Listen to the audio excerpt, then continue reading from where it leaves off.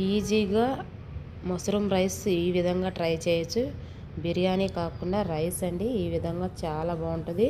Rice మిగిలిందనుకో మష్రూమ్తో ఇలా try చేయండి. Super, బ్యాచిలర్కి అయితే ఇంకా బాగుంటుంది. ఈ వీడియో లాస్ట్ వరకు చూడండి, ఎలా వచ్చిందో కామెంట్ చేయండి. అసలు ఎమ్మి ఎమ్మి వేడి వేడిగా తింటే సూపర్ అండి, చాలా బాగుంటుంది. దీంట్లోకి పిల్లలు కూడా తింటారు చాలా బాగా. దీనికి కావాల్సింది ముందు మష్రూమ్ తీసుకున్నాను. ఇదైతే 2 days అయింది, అందుకే ఫ్రిడ్జ్లో పెట్టేసరికి అట్లా ఉంది. ఇప్పుడు రైస్ తీసుకున్నాం, మా ఇద్దరికి, నాకు మా బావకు సరిపడా రైసు.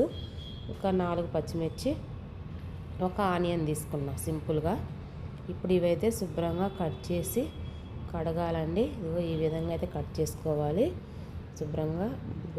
వీడియో తీసేవాళ్ళు లేరు, అందుకే నేనే తీసుకున్నానండి. తీసుకొని కట్ చేసుకుంటున్నాను.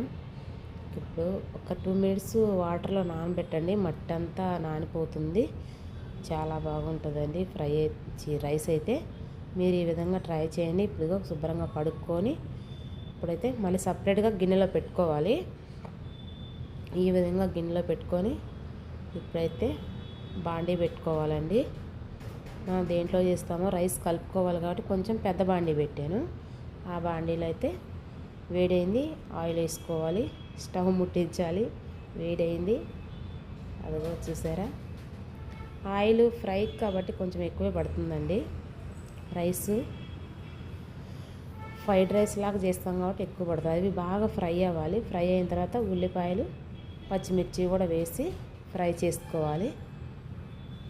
కొంచెం ఉప్పు వేసుకోవాలి, ఎందుకంటే ముక్కలకు పట్టాలి కదా, అందుకోసం ఉప్పు కొంచెం వేసుకోవాలి. ఇప్పుడు పసుపు కొంచెం, అది ఇష్టం ఉంటే వేసుకోవచ్చు, లేకపోతే లేదు. నాకైతే పసుపు ఉంటే బాగుంటుందండి. కొంచెం కారం, ఇప్పుడు ధనియాల పౌడర్, కొంచెం చికెన్ మసాలా, గరం మసాలా కూడా వేసుకోవచ్చు, కానీ గరం మసాలా లేదు, నేను వేయలేదు. కొంచెం కరివేపాకు, అల్లం వెల్లుల్లి పేస్టు అప్పటికప్పుడు తినే వాళ్ళైతే వేసుకోండి, అది మీ ఇష్టం అండి. కొంచెం లేటుగా తినే వాళ్ళైతే వేసుకోవద్దు. ఇప్పుడు అయితే బాగా ఫ్రై అయింది.